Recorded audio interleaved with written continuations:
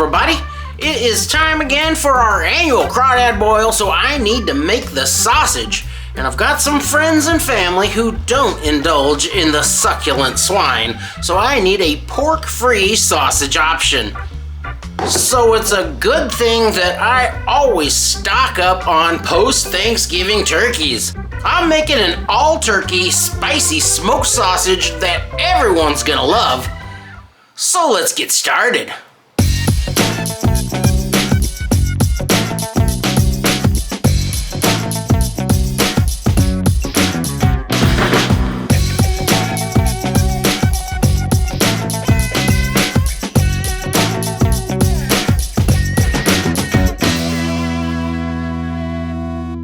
I'm going to be doing this a little faster than I normally do these videos today because I've got my hand full around here and not a ton of time. So I'm not going to be quite as verbose as usual, and that may make some of you happy. But the first thing I need to do is debone this bird, and I'm going to grind it skin and all. The dark meat would be fatty enough on its own to make a sausage, but I'm adding in all the skin because there's so much white meat on these farm birds that I'm going to need more fat so the sausage doesn't come out too dry. And it'll probably still be a little leaner than I like, and I could help that out by adding some breadcrumb into the mix.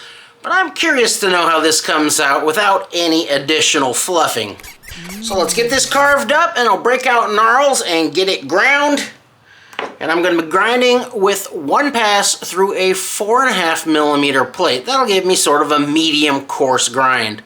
And then I'll weigh the ground turkey and work up the spice bill.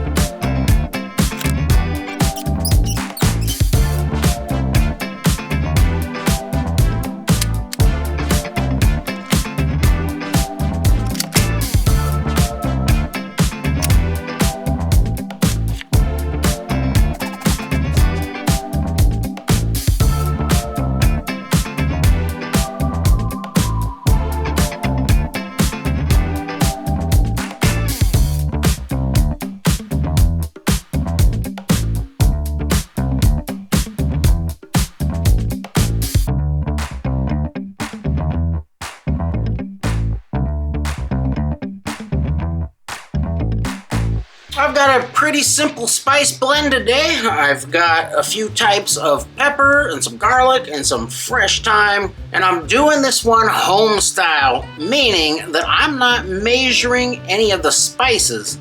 Now, it's important to measure the salt and the cure and the binder, so I've done that. But apart from those, this is an all-new recipe, so I'm just going to use my eyes and my nose to determine how I season this. I'll keep track of what I use and put a recipe down in the description, but for now, I'm winging it. And that is the beauty of making your own. So let me tell you what I've got here. I've got, of course, some salt. This is my Pink Cure #1. And I'm using non-fat powdered milk for binder. It's gonna give me a little protein boost in there, which, judging by the way that grind feels, it is definitely gonna need something to hold it together a little better. And for seasoning, I'm using a lot of sweet paprika. And this is actually an equal amount by weight of some coarse ground black pepper. And for some heat, I'm gonna use some cayenne pepper. I'm gonna go with fresh garlic today. And I'm going to finish that off with some fresh thyme. Always fresh thyme, never dry thyme. This is the only way I go. I'm also going to be adding in just a little bit of water to help mix this one. And I'll go ahead and blend the garlic with the water to break that down. So now let's put all of this together and mix it up.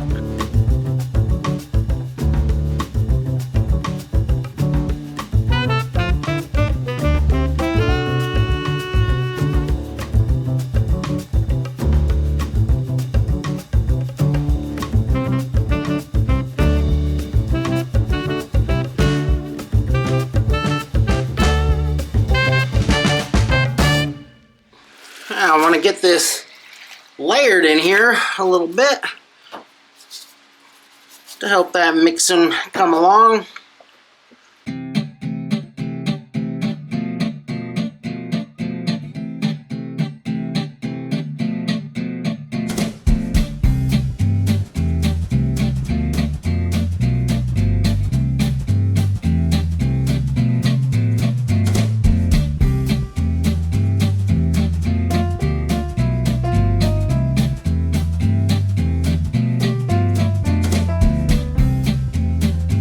I just gotta mix the heck out of this. Like with any smoked sausage that I'm doing, I want to get a nice tight bind, and I'm gonna get that by mixing this until it's very sticky. That's gonna mean I've got a lot of good protein extraction, and that's what's gonna hold this thing together. So whether you're using one of these or doing this by hand, just mix the heck out of it until it is very sticky.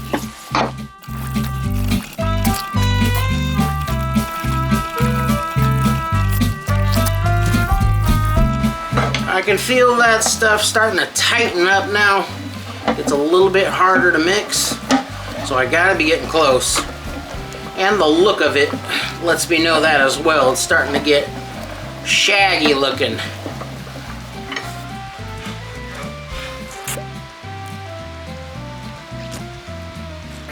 Pretty sticky. The color of this has gotten kind of orange, and that is kind of what I was shooting for with as much paprika I was using. I can see the little bits of thyme scattered about in there, and that looks about right to me. And I can also see the black pepper in there, and that's looking good. And I can definitely smell the garlic coming off of here, so I think we're good to go.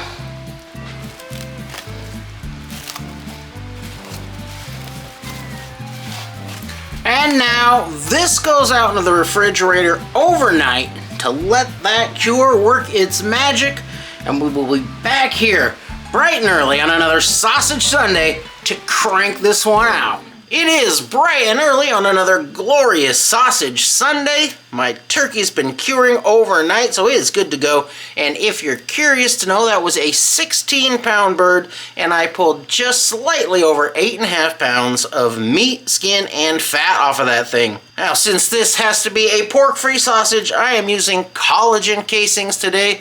And if you're using collagen casings, just make sure you're not using fresh collagen. Those are not going to hold up in your smoker. They're just going to fall apart on you. This is a 30mm casing, so I've got my 20mm stuffing horn. And while these collagen casings are great for making perfectly uniform sausages, the downside is they don't link by twisting alone. I'm gonna have to tie each link off individually, and that is a bit of a pain.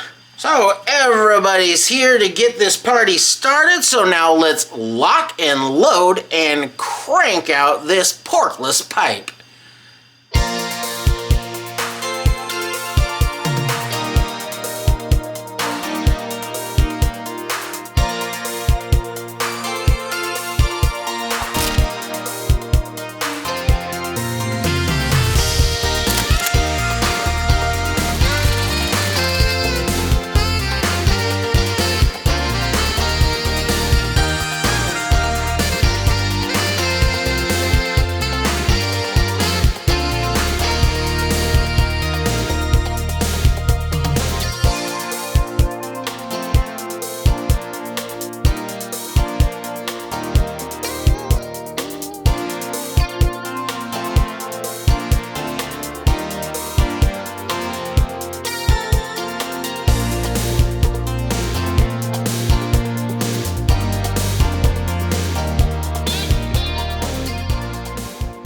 Now we've moved these out and into the smoker, and we're going to start to bring these up to temperature and smoke them at a very slow rate. And the first step here is to make sure your casings are nice and dry. So that's going to be down around 110 degrees Fahrenheit for just as long as it takes to get your casings dry. These ones already pretty much dry, but if you're using a natural casing or something you had to soak, that could take an hour or so at that low temp to get the casings dried out.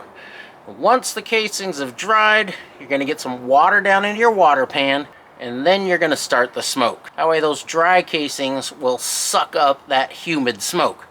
At least that's the theory. And once I start that smoke, I'm gonna raise the temperature up just a little bit, and my smoke schedule today is gonna be around 2 hours at 130 degrees Fahrenheit. Then I will raise it up to 150 degrees Fahrenheit for at least another 2 hours. And then I'll finish these off either by raising the temperature in here to 180 and cooking them to an internal temperature of 152 to 155 degrees Fahrenheit, or I will then take them out and finish them by poaching them in a water bath. We're just gonna see how we're doing on time. So these have actually been out here for a little bit. They're dry. I'm gonna get water down in my water pan, and then we're gonna get the smoke going. And I'm using apple wood today because that sounds good with turkey.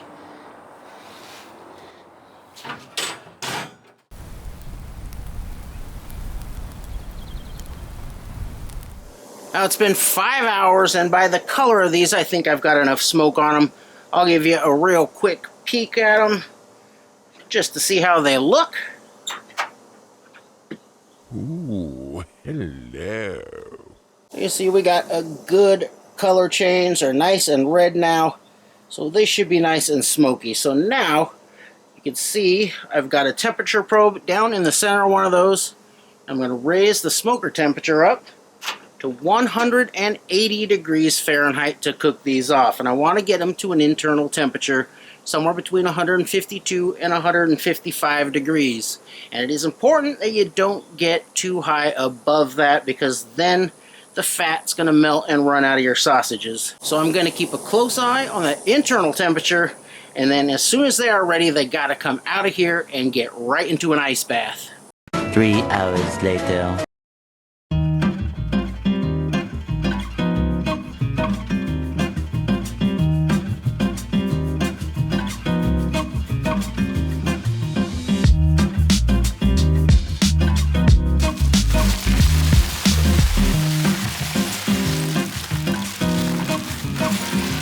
Now that I hit that internal temperature, it's very important to get these cooled off just as quickly as possible. That way you're going to stop any carryover cooking and keep them from drying out further. Now let's take a look at one of these. They look good, but you can see they have shriveled just a little bit. That's going to be okay. They're going to puff up again when I cook them. There's no fat runoff in there, but that extra dryness and that wrinkliness, that comes from finishing them in the smoker. It takes a really long time to do that. I think that took about an extra 4 hours to get them up to temperature. And if you want really plump and juicy sausages, you're gonna wanna finish them by poaching them. And that really takes maybe 10 minutes compared to several hours out in the smoker. Not necessarily better, but a different result. So now I'm going to leave them in the ice bath for 10 or 15 minutes, and the last thing I'll do is hang them up one more time to get them completely dry, and then they're good to go in the refrigerator, and we'll try these guys out tomorrow.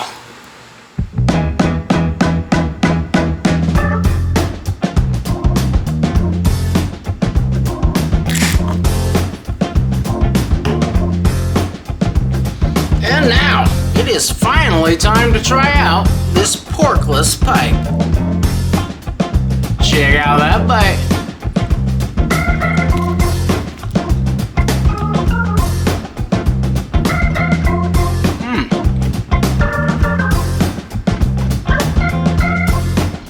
That is a crispy casing.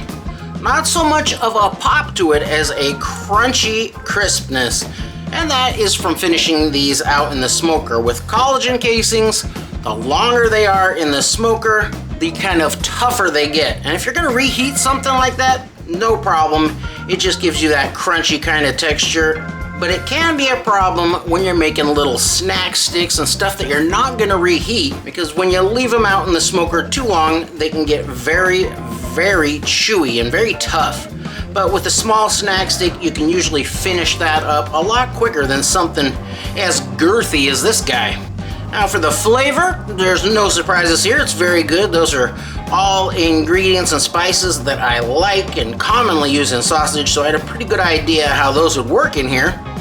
It does taste a little different with the turkey. You really taste the turkey in this thing. And if you like turkey, that's a great thing. But the whole point of this experiment was to see if there was enough fat in one whole turkey without adding anything in to make a good sausage. And the answer is... yes, there is. It is definitely a little leaner than most sausages I make, and turkey has a kind of a springy texture. I mean, if you've ever had a turkey hot dog, you know they have kind of a springiness to them compared to a beef or a pork dog, so this has that as well. But overall, it's a great sausage.